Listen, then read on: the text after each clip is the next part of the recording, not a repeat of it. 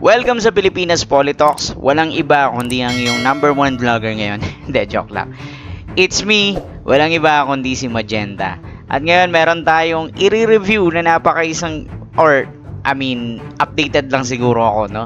Dahil this is something like very high level of recognition na nakita natin. So, this one is really magugustuhan ninyo dahil Pinoy Pride sa Time Magazine's Most Influential Rising Stars. Nakasama na naman dito si Vico, ang ating pambato sa 2028 agang pangangampanya nito. Alright, alam nyo ba na hindi lang isa, kundi dalawang Pinoy actually ang napabilang sa Time Magazine's 100 Most Influential Rising Stars. Yes, si Pasig Mayor Vico Sotto at Filipino-Canadian actor Manny Jacinto. Pinoy Pride nga naman tayo dito. So, syempre, ang paborito natin, unahin na natin with this. Vico Sotto, kilala siya hindi lang dahil anak siya ng artista, pero dahil sa kanyang brand ng leadership, nakakaiba talaga. Transparent governance, as in naka-livestream pa yung mga bidding para sa projects, right?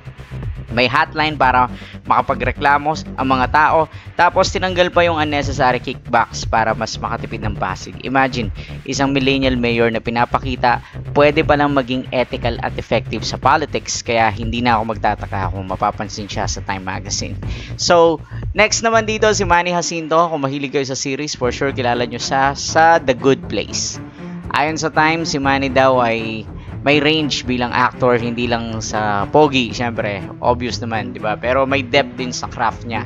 Sabi ng writer na si Alan Yang, many proves you can succeed sa Hollywood while staying humble. At syempre, bilang Pinoy, sobrang nakaka-inspire na makita ang representation natin sa ganitong level.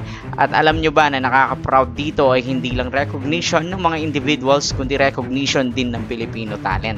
Whether sa politics or sa arts, pinapakita nito na pwede tayo maging global, basta may sipag, integridad, tsaka passion syempre. So, ano sa tingin nyo next na Pinoy na makakapasok sa ganitong klaseng international list? Meron kaya? Ngayon, kung tatanungin, ano ba ang benepisyo nitong Time 100 next na to, right?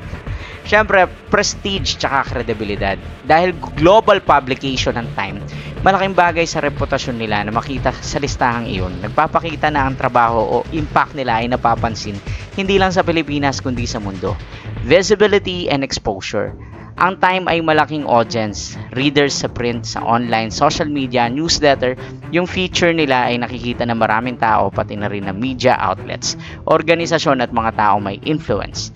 Networking opportunities, bilang bahagi ng Time 100, Time 100 Next Community may possibility na makasali sa mga events, summits o iba pang modules kung saan makikilala sila sa mga leaders sa iba't ibang larangan. And para din sa last, the platform para sa advocacy at proyekto dahil sa exposure at credibility, nagiging mas madali para sa kanila na maiparating ang kanilang mga adhikain, mapush ang mga plano para sa governance at pinapalaki nito ang kanilang reach. So, I'm really proud of this news. Senyalis na ba to na siya na ang susunod na presidente for the next year? What a news, okay? Anyways, guys, if you really love Vico and you want to support him for the 2028, I know it's too early, but if you love his governance, please subscribe to my channel, hit the bell button, and thank you sa pagsuporta at pagsubaybay.